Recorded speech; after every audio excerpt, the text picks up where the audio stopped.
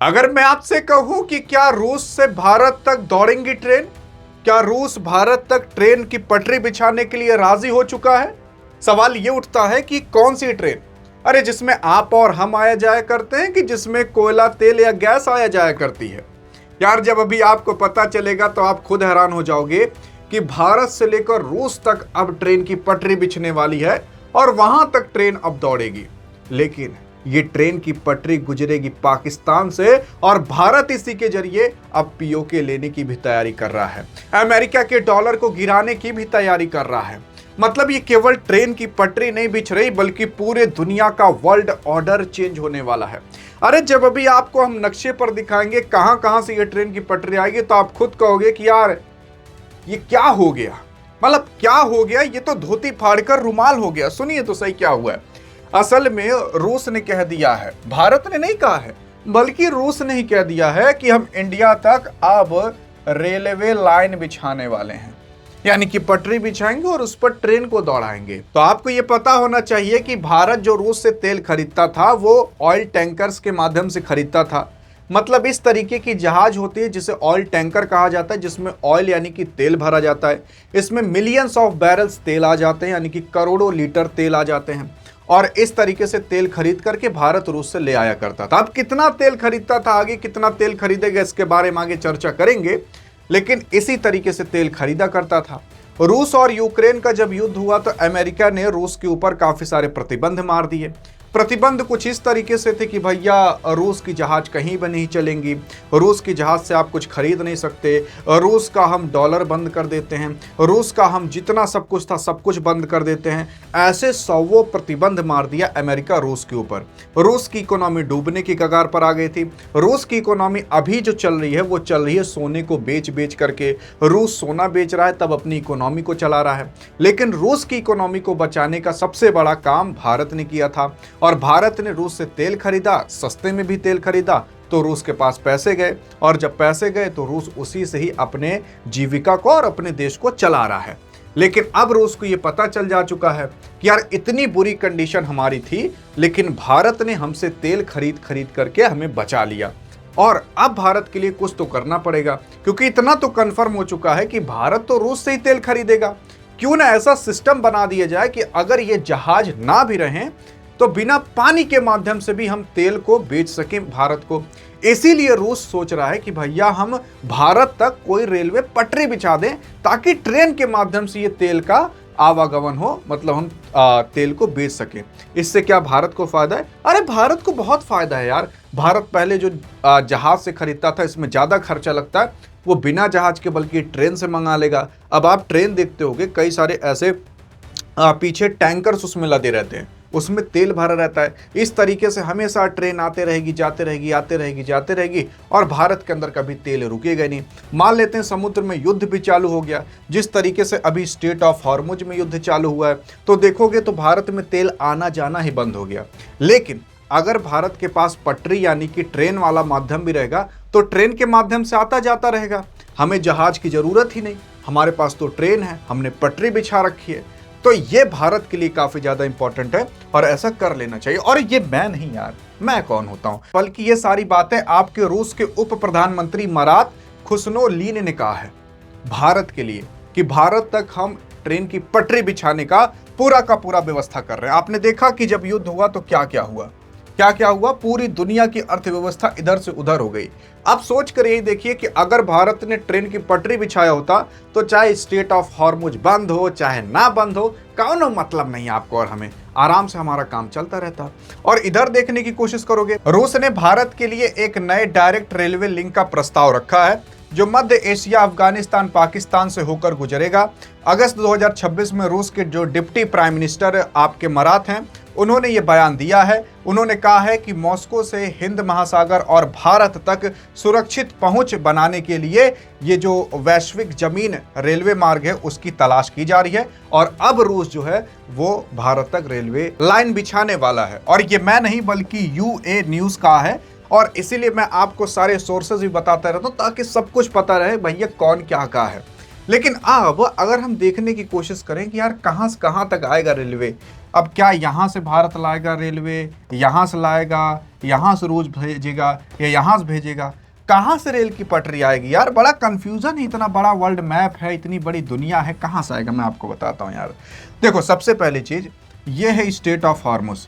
ये state of Hormuz है, इधर ईरान खाड़ी देशों में युद्ध चल रहा है और भारत यहीं से ही तेल ओल अपना बेचारा खरीदा करता था, लेकिन तेल पूरा रुक गया, गैस पूरा रुक गया।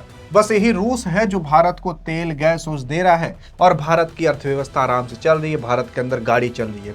हाल फिलहाल अभी जो रूस है वो भारत को 55% तेल दे रहा है। पहले 35% देता था, 30% देता था, अभी भारत ने 55% तेल खरीदना चालू कर दिया है। और भारत ये भी कह रहा है भैया 2030 तक हम $100 बिलियन तक तेल को खरीदेंगे, यानी कि हमारा ट्रेड होगा। तेल के साथ गैस भी खरीद सकते हैं, तमाम चीज़ और खरीद सकते हैं। तो 2030 तक भारत और रूस के बीच जो ट्रेड होगा वो $100 बिलियन तक होगा। अब आप ये सोचोगे यार, अगर बनाना है रेलवे पटरी, यहीं से ऊपर तुरंत भन्न से बना दें, आराम से पहुंच जाएंगे। बात तो आप सही कह रहे हो, लेकिन यार ऊपर चाइना है, जो देश है वो भी हमारे समर्थ में होने चाहिए, तभी तो। अब देश कह दे कि हम अपने अंदर से रेलवे पटरी जाने ही नहीं देंगे, तो वो रेलवे पटरी कैसे बनेगी? तो यहाँ पर क्या है, देखो रूस का नक्शा बहुत बड़ा है, उधर तक है पूरा और यहाँ तक है पूरा रूस का नक्शा। तो रूस सोच रहा है ना, यहाँ तुर्कमेनिस्तान से निकलते निकलते अफगानिस्तान से फिर यहाँ ऊपर से भारत में आ जाए। ध्यान से देखिएगा, अरे ध्यान से देखिएगा इस नक्शे को, तभी आप समझ पाओगे।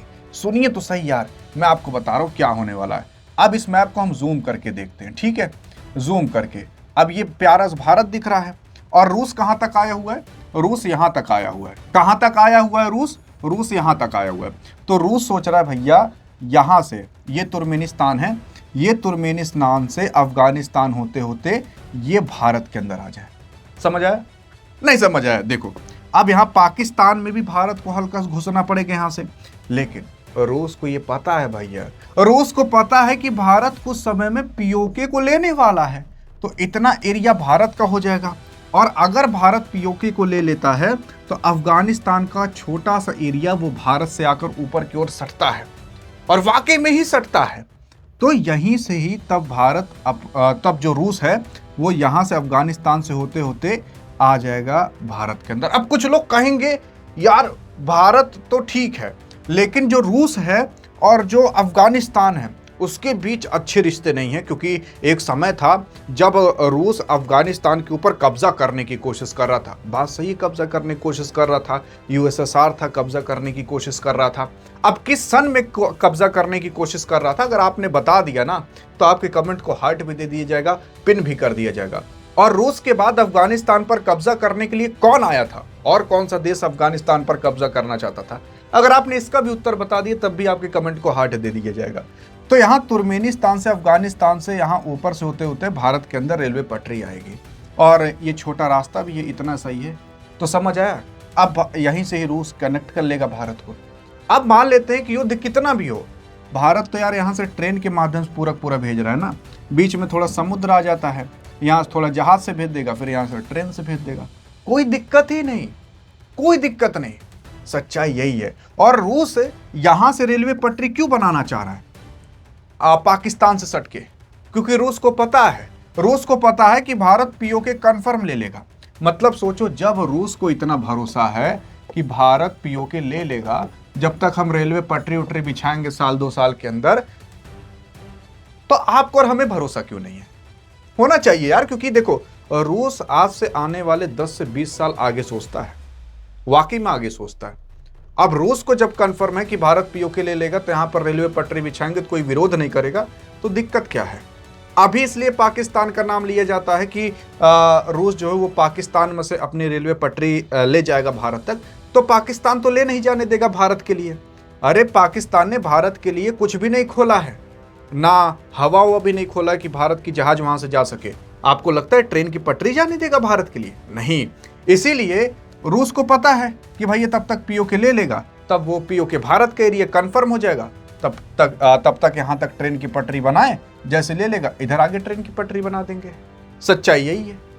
तो समझ में आया कि भारत पीओके किस तरीके से ले सकता है। अब मैंने आपको बताया कि अभी भारत रूस से 55% तेल ले रहा है, 2030 तक लगभग $100 बिलियन तक तेल लेने लगेगा। उसी के साथ साथ अब ये देख करके चाइना की हवा टाइट हो चुकी है, क्योंकि भारत ने अपनी एनर्जी तो सिक्योर कर ली। भारत जहाज के माध्यम से भी खरीद लेगा और ट्रेन के माध्यम से भी खरीद लेगा। और ये मैं नहीं यार, ये ऑफिशियल मैं आपको रिपोर्ट दिखा रहा हूं, जहां पर रूस ने ये पूरा ट्वीट करके बताया है, आर्टिकल डाला है कि हाँ भैया, हम ट्रेन की पटरी बिछाने जा रहे हैं। जिस तरीके से स्ट्रेट ऑफ हॉर्मुज में हुआ और सबको काफ़ी बड़ी दिक्कत हुई, हम नहीं चाहते कि ऐसा भारत के साथ हो, तो हम ट्रेन की पटरी बिछाएंगे। लेकिन उस ट्रेन की पटरी से भारत तेल ओल खरीदेगा। पैसेंजर्स क्या पता बहुत कम आ जाएं, इसलिए पैसेंजर्स बहुत कम आ जाएंगे, क्योंकि यहाँ इधर बीच में पाकिस्तान भी पड़ेगा, तो कभी ट्रेन को हाईजैक न कर लिया जाए। ऐसी तमाम चीज़ें हैं और इसी वजह से जो रूस है वो क्या पता केवल तेल को ही भेजे। अब आगे चल के पता चलेगा क्या भेजेगा क्या नहीं, लेकिन इसमें बिलियंस ऑफ डॉलर्स खर्च होंगे।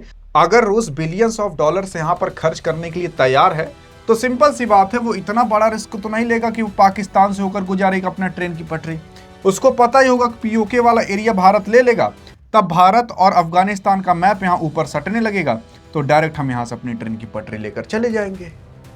अब इसमें रूस का भी फायदा है। रूस का फायदा इसलिए है कि कितना बड़ा युद्ध हो जाए, भारत तो यार इनसे तेल खरीदता रहेगा इधर से ही, जहाज की जरूरत पड़ेगी नहीं, तब ट्रेन से ही हो जाएगा सब कुछ। आई थिंक अब आप समझ चुके होंगे कि आखिरकार भारत और रूस मिल करके किस तरीके से बहुत बड़ा खेला रच रहे हैं। इसमें डॉलर कहां से आ जाता है? तो यार देखो, भारत जो खाड़ी देशों पर डिपेंड था, भारत जो डॉलर में सारा तेल खरीदा करता था, भारत रूस से रुपए में तेल खरीदता। आपको पता होना चाहिए, डॉलर में नहीं खरीदता। तो भारत को डॉलर की जरूरत पड़ेगी ही नहीं अगर भारत तेल रूस से खरीदेगा। सच्चाई यही है भैया, सच्चाई यही है। तो डॉलर यहां पर मात खा जाएगा। बाकी हाँ, भारत और रूस के इस चाणक्य नीति पर आप क्या कहना चाहते हो, देखते हैं आपकी राय क्या है। बाकी ये भी आप जान जाइए, यहां जहां से भारत की और रूस की ट्रेन की पटरी गुजर रही है, वो सारे के सारे मुस्लिम कंट्री हैं और वो हिंदू के लिए खड़े हैं। बाकी आगे कुछ नहीं कहना चाहूंगा, समझदार समझ चुके होंगे। अधिक जानकारी चाहिए तो इस वीडियो में मिलते हैं, तब तक के लिए जय हिंद जय भारत।